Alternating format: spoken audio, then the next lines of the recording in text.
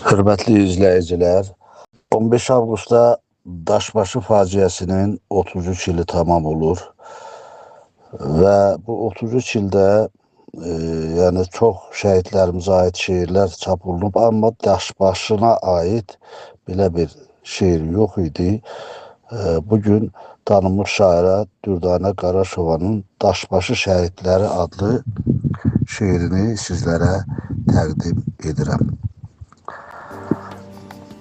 Avqust ayının bir xain gecəsi, 14'ü 15'e keçən zamanlar, töküldü yuxuya güllənin səsi, güllə boranına tuş oldu canlar.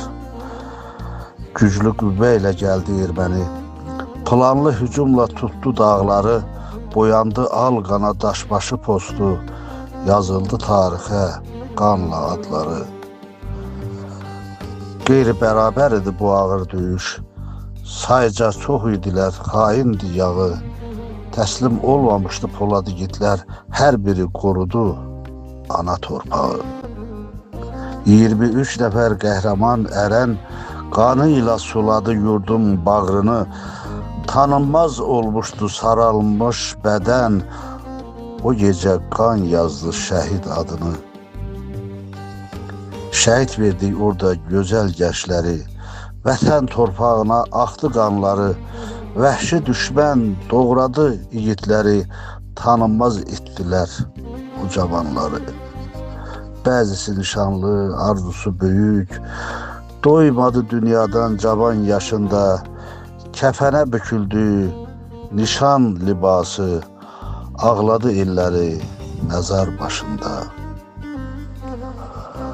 Düyün xonçaları qaldı həsrətə, gəlinlik geymədi unakam qızlar, ucaldı igidlər əbədiyyətə, yarımçıq qırıldı böyük arzular.